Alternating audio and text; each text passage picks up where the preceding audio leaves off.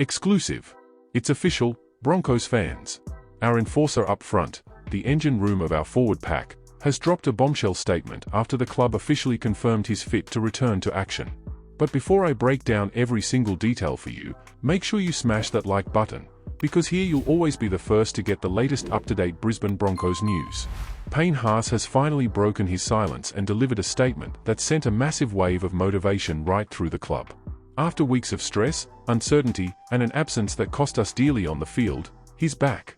And this isn't just some routine return either. Haas made it crystal clear that he's fired up, hungry to play and already training at full intensity with the main squad over the last few days. For everyone who's been watching this side struggle from the outside, seeing Payne Haas training without restrictions feels like getting oxygen in the middle of a bushfire. He's fully overcome the physical issues that had the coaching staff and medical team seriously concerned, received official clearance and is now locked in to return for the Brisbane Broncos in this crucial Sunday clash against the St. George Illawarra Dragons. This news isn't just important, it's a complete turning point. Haas himself stepped up as a genuine leader while speaking to the media and his teammates. He didn't sugarcoat anything either. He openly admitted the side has fallen into a poor run of form, a technical slump that's frustrating everyone around the club, and publicly demanded an immediate shift in attitude. According to our number 8, the group urgently needs to rediscover its discipline and intensity on both sides of the ball. That public challenge proves one thing: the big fella hasn't just come back to play footy, he's come back to restore order. To understand just how massive this news is for the fans, we need to look at what's happened over the last 3 weeks. Let's be completely honest here, Broncos fan to Broncos fan, no sugarcoating it. Brisbane have been playing unrecognizable footy. Consecutive losses to the Roosters, Sea Eagles, and especially that brutal 42-12 hiding against the New Zealand Warriors last round exposed our defense and left our attack completely flat. And do you know what the biggest problem was during those games? A lack of go forward and softness through the middle. Without Payne Haas, the Broncos lost their biggest weapon. He's the bloke who carries 3 or 4 defenders on his back every single run. When he bends the line, he creates space for players like Ezra Mam and Reece Walsh to work their magic out wide. Without him, opposition teams knew exactly how to shut us down, pressuring our playmakers because our forward pack simply couldn't win the advantage line. Now that Haas has officially been confirmed for the clash against the Dragons, the entire dynamic changes overnight. The coach gets back his most reliable player, the guy who can play more than 60 minutes at elite level, smashing blokes in defense and breaking the line in attack. It's the physical and psychological boost this squad desperately needed to shake off the dust and realize the fightback has to begin right now in front of our home crowd at Suncorp Stadium. Round Pushpin and Broncos fans, we've got another absolutely explosive update involving our squad. Our experienced front rower, the quiet engine of our defensive line, Corey Jensen, has broken his silence in a recent interview that landed like a brutal reality check for the coaching staff and all of us supporters. Speaking with total honesty and zero excuses, Jensen admitted he's having to assess his body day by day, step by step, just to survive this brutal run of matches Brisbane are facing this season. To people watching from the outside, Corey Jensen looks like a rock. He throws himself into collisions, delivers massive tackles and never backs away from the tough stuff. But professional NRL footy demands a brutal toll on the body, especially for players battling in the middle every week on the front line.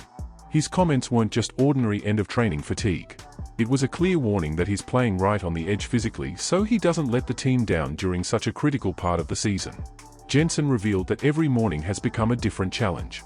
He wakes up, assesses the soreness, checks in with the physios and carefully manages his workload just to make sure he's available on game day.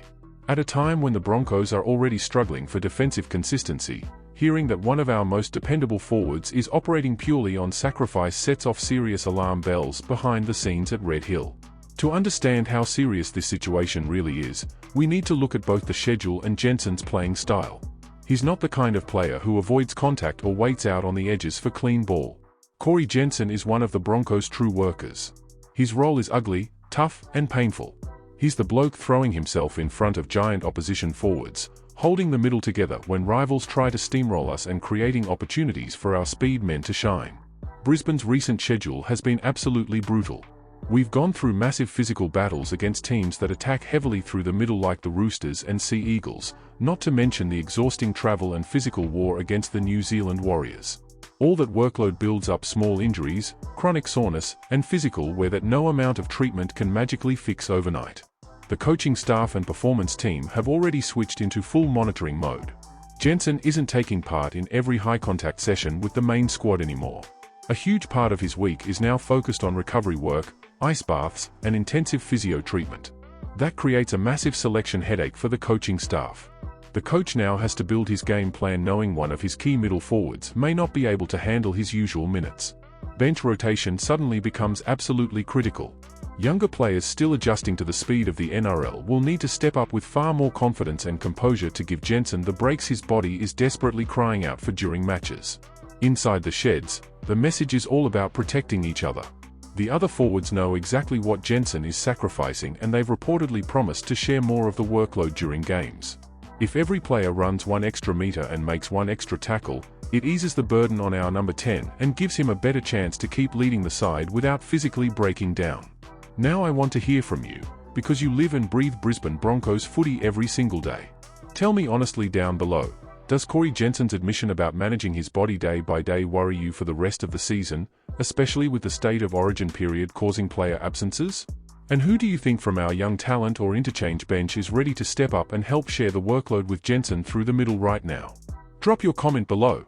Your opinion means a lot to us and helps show the strength of the Broncos community.